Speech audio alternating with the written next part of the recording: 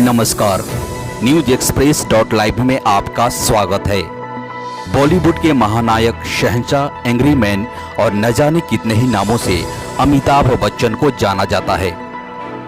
अमिताभ बच्चन बॉलीवुड के सबसे महान कलाकारों में एक है। उनकी एक्टिंग से लेकर उनके बात करने के अंदाज, फैंस के साथ उनका व्यवहार और उनका पर्सोना खूब पसंद किया जाता है।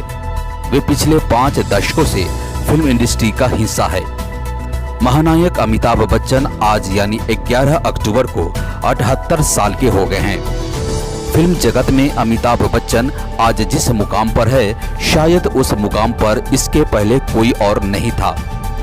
वह अभी भी लगातार काम कर रहे हैं और अपने फैंस का मनोरंजन कर रहे हैं। आज उनके जन्मदिन के मौके पर हम आपके लिए लेकर आए हैं उनके जिंदगी से जुड़े हुए ऐसे अनसुने किस्से जो शायद आप नहीं जानते होंगे। अमिताभ बच्चन फिल्मों में आने से पहले कोलकाता में रेडियो अनाउंसर और शिपिंग कंपनी में एग्जीक्यूटिव के तौर पर काम किया करते थे। उस समय उनकी सैलरी मात्र 800 रुपए हुआ करती थी। साल 1968 में वह मुंबई आए थे। अमिताभ बच्चन के पास प्रधानमंत्री श्रीमती इंदिरा गांधी का एक पत्र था। माना जाता है कि इसी पत्र की बदौलत उन्हें ए अब्बास की फिल्म 7 हिंदुस्तानी में काम मिला। अमिताभ बच्चन अपने शुरुआती दिनों में प्रसिद्ध हास्य कलाकार और निर्माता निर्देशक महमूद के घर पर रहते थे। बाद में उन्होंने उनकी फिल्म बॉम्बे टू गोवा में काम भी किया। बताया जाता है कि फिल्म गुड्डी के लिए सबसे पहले अमिताभ बच्चन को लिया गया था।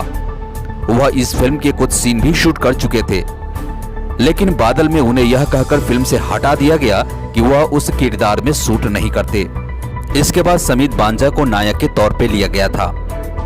अमिताभ बच्चन और जया बहादुर की शादी फिल्म अभिमान के रिलीज होने से 1 महीने पहले हुई थी। उनकी शादी का भी एक दिलचस्प किस्सा है। दरअसल फिल्म जंजीर के हिट होने पर सभी कलाकारों और क्रू सदस्यों ने विदेश घूमने का प्रोग्राम बनाया था। यह अमिताभ बच्चन और जया की एक साथ पहली विदेश यात्रा थी। इसलिए अमिताभ ने अपने पिता हरिवंश राय बच्चन से विदेश जाने की अनुमति मांगी। उन्होंने पूछा कि क्या जया भी अमिताभ के साथ जाएगी। इस पर उन्होंने हाँ कहा। हरिवंश राय बच्चन ने कहा कि अमिताभ और जया को देश छोड़ने से पहले शादी करनी होगी। इसके बाद अमिताभ जया से शादी के बाद ही उन्हें विदेश ले जा सके। जब अमिताभ बच्चन और रेखा के प्यार के चर्चे अखबारों और मैगजीन की सुर्खियां बनने लगे तो अमिताभ के घर पर हंगामा भी शुरू हो गया। कहते हैं कि रेखा दिल ही दिल में अमिताभ से प्यार करती थी, लेकिन अमिताभ हमेशा इस बात पर चुप रहे। वहीं एक दिन इन खबरों से परेशान होकर जया ने रेखा को डिनर पर बुलाया था। कहा जाता है कि डिनर पर बुलाकर उन्होंने रेखा को बहुत प्यार से खाना खिलाया और घर भी दिखाया, लेकिन जब बाहर छोड़ने गई तो उन्होंने कहा, चाहे जो हो जाए मैं अमिताभ को नहीं छोड़ूंगी। इस बात को सुनकर रेखा दंग रह गई थी। 1984 में भूतपूर्व प्रधानमंत्री इंदिरा गांधी की हत्या होने के बाद राजीव गांधी के कहने पर अमिताभ बच्चन ने राजनीति में कदम रखा और इलाहाबाद लोकसभा सीट से चुनाव लड़कर जीत हासिल की। उन्होंने भारतीय राजनीति के चाणक्य कहे जाने वाले नेता हेमवती नंदन बहुगुणा को हराया था। अमिताभ बच्चन को ड्यूविले शहर की दुर्लभ मानद नागरिकता भी प्राप्त है, जो उन्हें साल 2003 में मिली थी।